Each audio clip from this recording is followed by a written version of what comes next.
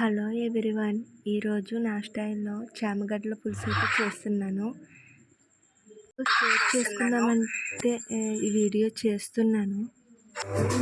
ఇలా చామగడ్డల్ని ఇంకా ఎగ్స్ని బాయిల్ చేసుకొని చామగడ్డల పట్టు అయితే తీసుకోవాలండి. ఇక్కడ నేను ఆనియన్స్ గోల్డెన్ కలర్ వచ్చేంత వరకు వేయించుకొని చామగడ్డలు అయితే యాడ్ చేస్తున్నానండి. యాడ్ చేసిన తర్వాత 5 మినిట్స్ ఇలా మూత పెట్టుకుని ఉంచుకోవాలి. ఇక్కడ నేను 2 టమాటాలు అయితే తీసుకుని చిన్న చిన్న పీసెస్గా కట్ చేసుకుని వీటిలో యాడ్ చేస్తున్నానండి. అలాగే తగినంత ఉప్పు, పావు టీ స్పూన్ పసుపు వేసి మెల్లగా కలిపి మూత పెట్టి ఒక 5 మినిట్స్ అయితే ఉంచాలండి.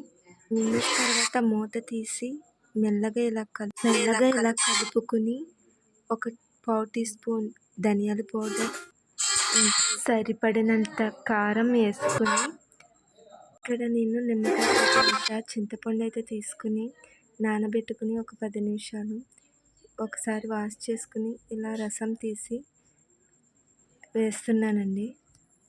ఒక గ్లాస్ వాటర్ కూడా యాడ్ చేసుకోవాలి.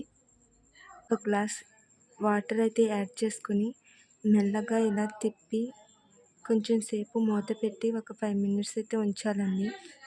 నేను బాయిల్ చేసిన ఎగ్స్ కూడా తీసుకొని పెట్టుకున్నానండి. ఇప్పుడు వీటిని ఆయిల్లో డిప్ చేసి ఇలా గోల్డెన్ కలర్ వచ్చేంత వరకు కూడా ఫ్రై చేసుకోవాలి.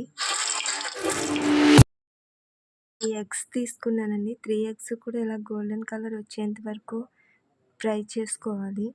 తర్వాత మళ్ళీ అదే కడాయిలో ఆ ఎగ్స్ వేసి ఉప్పు, కారం, పసుపు వేసి ఇలా వేయించుకోవాలండి.